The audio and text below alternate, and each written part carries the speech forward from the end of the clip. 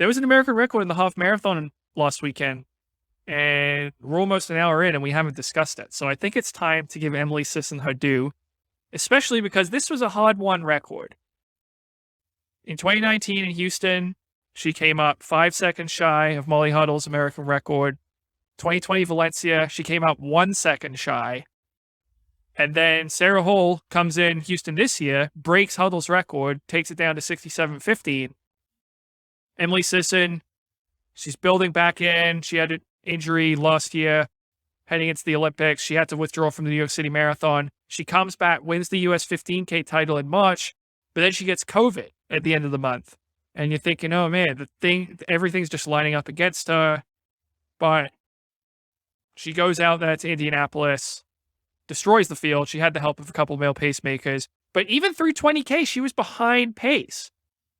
And you're thinking, man, she might not get it. I was watching the end of the race, and I was like, she's going to have to pick it up. And she did.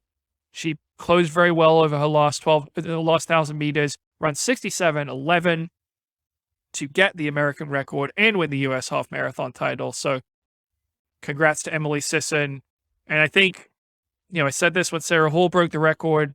I think this record can continue to be improved. Remember, we're in a world with super shoes where the world record is 62:52.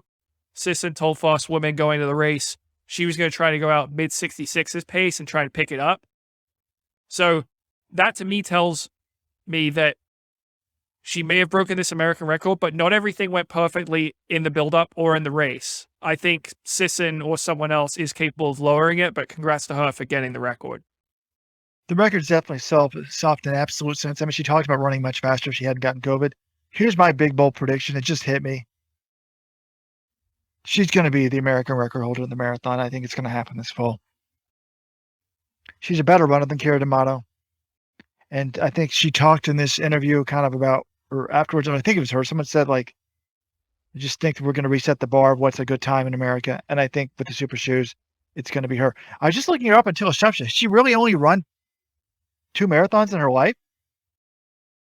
Yeah, she ran London in her debut in 2019, 2:23, went really well. And then she DNF'd the trials. She was supposed to run New York. I mean, remember, we were in an area where during COVID, there weren't many marathons. And also, after she didn't make the marathon team, she was like, well, I'm going to refocus on training for the track. So, kind of makes sense. But I guess, Robert, if she's going to break the American record, you're assuming she's either going to run Chicago or Berlin, or maybe even London again, because she was supposed to run New York last year, and she's not going to get it there.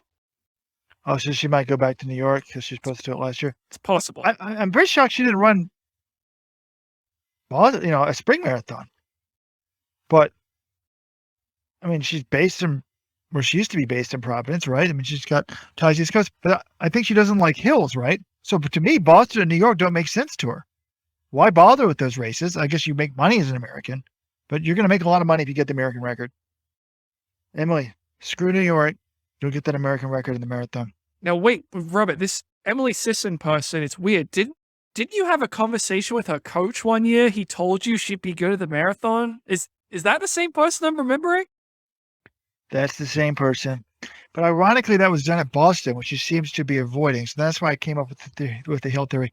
Those of you who are new to the podcast, I like to talk about how when Emily was in college, I would talk to her coach, Ray Tracy. He said, of all the people I've ever coached, she's made for the marathon. So I used to bring it up on every podcast. I purposely didn't bring it up, and now you're trying to embarrass me and kick me while I'm down. Former voice of the Ivy League, and now you're still piling on.